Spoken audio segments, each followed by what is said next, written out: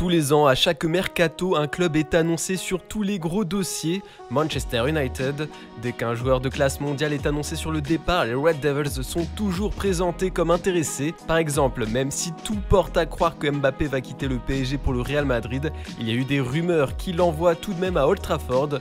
Parfois ça fonctionne, on a pu voir que MU a réussi à convaincre Casemiro de porter la tunique rouge après des années au Real Madrid.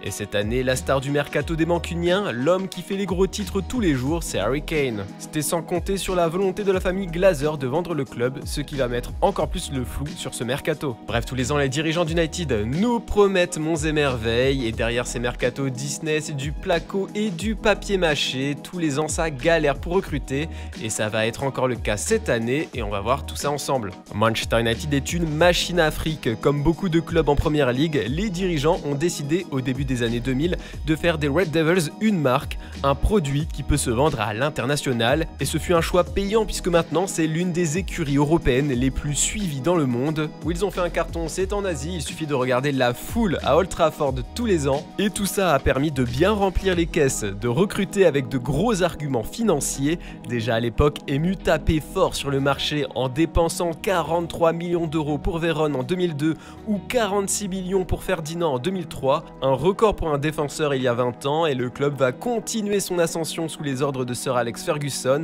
Ça empile les trophées et ça devient le club le plus titré d'Angleterre. Tout est trop beau, on voit toujours plus gros et tout le monde va tomber de haut. En 2005, la famille Glazer achète le club. Une grande partie de l'enveloppe utilisée pour cette acquisition a été financée par des emprunts.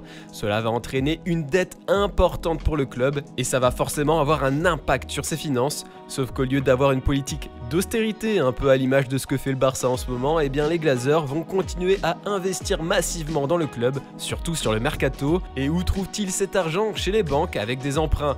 Et ce n'est pas des petits achats, rendez-vous compte, dans les 10 transferts les plus chers de l'histoire de la Première Ligue, 5 ont été réalisés par Manchester United. Lukaku en 2018, 85 millions d'euros, Jadon Sancho, 85 millions aussi, Harry Maguire, un peu plus de 87 millions, Anthony l'été dernier, c'est 95 millions d'euros, et enfin Paul Pogba, 105 millions d'euros, le transfert qui a complètement déréglé le monde du foot. Bon, j'ai sorti la calculette et je peux vous affirmer que depuis 10 ans, donc depuis 2013, Manchester United a dépensé près de 1,8 milliard d'euros sur le mercato. 180 millions d'euros par saison, ça commence à faire beaucoup, et en plus on ne compte pas les salaires. Le club a l'une des masses salariales les plus énormes d'Europe. De Gea, qui a longtemps été le joueur le mieux payé du club, avait un salaire de 1 million d'euros par mois. Si on ajoute à ça le prix exorbitant de la location du stade, les frais généraux, les primes versées aux nombreux coachs qui ont été virés et la non-qualification en Ligue des Champions à plusieurs reprises, les finances sont dans le rouge, et un rouge bien foncé.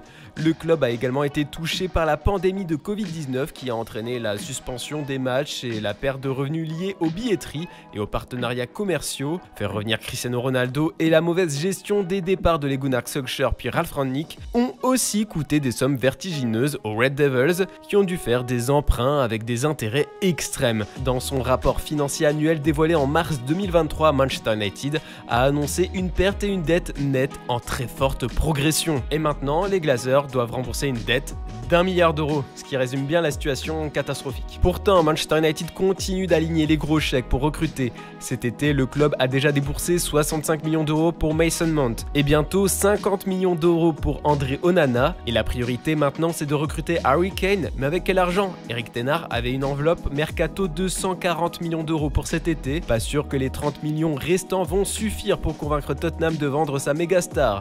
Les Spurs réclament au moins 120 millions d'euros pour le buteur anglais. À un an de la fin de son contrat, le plan B, en cas d'échec pour Kane, ça a été Osimhen pendant un bon moment, un joueur qui devrait coûter le même prix. On n'apprend pas de ses erreurs. Pour financer ces transferts insensés, il faut vendre. Mais vendre, ce n'est pas vraiment la plus grande compétence des Mancuniens. Logique, quand tu achètes des joueurs à des prix exorbitants, bien au-dessus de leur valeur, et tu peux pas les revendre au même prix. Surtout qu'entre temps, ils ont signé un contrat très avantageux pour eux, ils ne vont pas faciliter leur départ. Pour augmenter son budget, le club anglais compte sur les ventes de 13 joueurs, ce qui pourrait rapporter jusqu'à 117 millions d'euros. Fred, Donny van de Beek, Anthony Elanga, Anthony Martial, Alex Telles, Eric Bailly, Brandon Williams, Harry Maguire, Scott McTominay, Dean Anderson ou encore Jadon Sancho. La plupart ont été achetés pour des sommes démesurées et risquent d'être vendus 2 voire 3 fois moins cher. Manchester United s'est enfermé dans une spirale négative, à acheter trop et trop cher. Et bien Man United est trop vu comme un pigeon facile à convaincre pendant les négociations. Pour le même joueur, il y aura un prix pour les clubs intéressés et un autre pour Manchester United, qui sera plus élevé de quelques dizaines de millions d'euros en plus, car les clubs vendeurs savent que de toute manière, les Red Devils s'aligneront sur le prix demandé, quitte à faire péter le budget. Le meilleur exemple récent, c'est le transfert d'Anthony l'été dernier.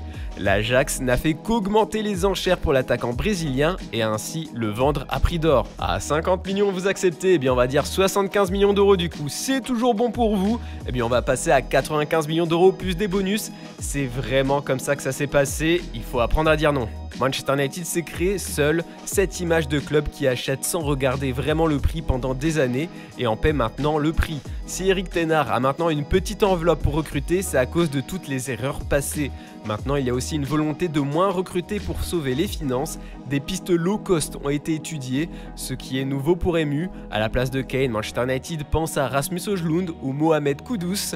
No, still we can improve also with this squad, and as we did this season. You did just mention it depends on how you come out of the transfer window. I think I said that is one part of it. The other thing has to come out the progress in the current squad and the current players, and that is the job what I have to do to get into togetherness with that squad and with my coaching staff. And as now, I think we make huge progress during the season. The team, many individuals play fantastic, great season. And now we have a good base, but as I just mentioned, I think there is still a lot of room for improvement also in this squad. But then when you get the right players in, yeah, that will help and that will even give you more depth and a better standard and level, and then you have more chance to be in the top 4 and then gives you more chance to win titles and trophies. Ce qui bloque aussi la cellule de recrutement pour ce mercato estival, c'est la vente du club. Selon une information de Reuters publiée en juin, le Qatar s'apprête à entrer en négociation exclusive avec la famille Glazer, propriétaire de Manchester United, pour le rachat du club anglais. Jim Ratcliffe, plus grosse fortune britannique, est aussi sur le coup. Cette méconnaissance du futur pousse les Glazers à ne pas trop dépenser sur le marché. Ce serait dommage de créer encore plus de dettes et donc de devoir rabaisser le prix de la vente du club.